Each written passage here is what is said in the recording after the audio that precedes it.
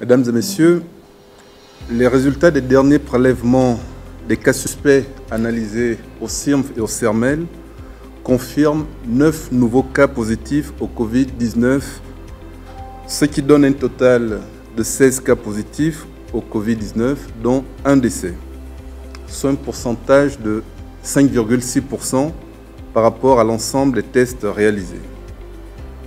Sur les 9 cas positifs, 7 avaient effectué un voyage récent, notamment au Sénégal, au Burkina Faso, à Dubaï, en Italie et en France.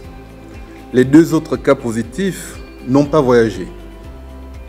Ils ont été contaminés par contact étroit avec leurs collègues de bureau, ce qui devrait nous interpeller sur l'impérieuse nécessité de respecter les mesures barrières telles que la distanciation d'au moins 1 mètre, le nettoyage des mains systématique avec de l'eau et du savon ou le gel hydroalcoolique, se couvrir la bouche et le nez avec le coude fléchi en cas de toux et d'éternuement, se saluer sans se serrer la main, enfin de nettoyer les objets et les surfaces souillées.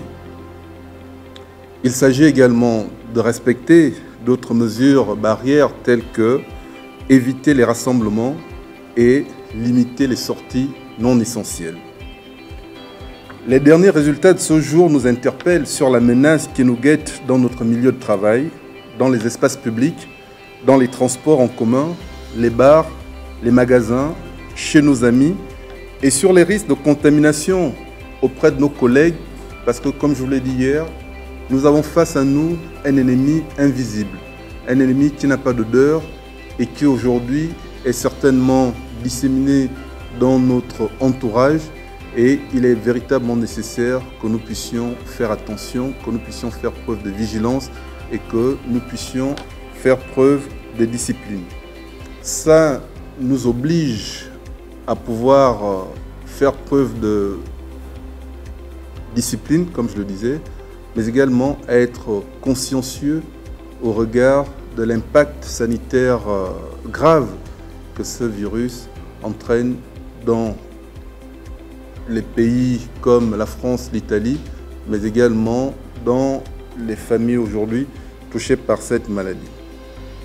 Ça nous oblige également à changer radicalement nos mœurs, parce que nous sommes plutôt tactiles.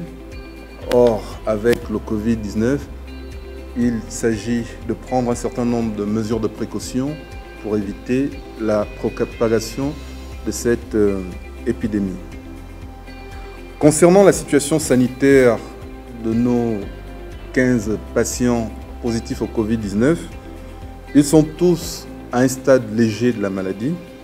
Aucun parmi eux n'est dans un état grave. Les 6 patients qui sont hospitalisés dans nos structures se portent bien, avec une amélioration de leur état de santé. Les équipes médicales assurent leur prise en charge au quotidien et la symptomatologie de ces patients, la symptomatologie de ces personnes contaminées régresse progressivement. Au Méridien Rindama, 66 personnes sont actuellement en quarantaine et à l'hôtel Heliconia, 3 personnes, dont une femme avec un enfant de 9 ans. S'agissant des équipements qui ont été réceptionnés récemment par le comité de pilotage, les provinces du Walentem, de l'Ogooué-Vindo, du Haut-Ogooué, du Moyen-Ogooué et de l'Ogooué-Maritime ont reçu leur lot de matériel de protection. Les autres provinces, Nyanga, Ogooué-Lolo, Ngounié et Estuaire seront livrées demain, ainsi que les différentes structures sanitaires publiques, militaires et privées de notre capitale, la capitale gabonaise. Aussi, 4 agents de santé du CHU de Libreville viennent d'être suspendus de leurs fonctions pour vol de masques chirurgicaux pour les revendre. Le directeur général du CHU va saisir le parquet pour qu'une enquête soit ouverte afin d'identifier le réseau et les receleurs qui seront sévèrement sanctionnés. Je vous remercie.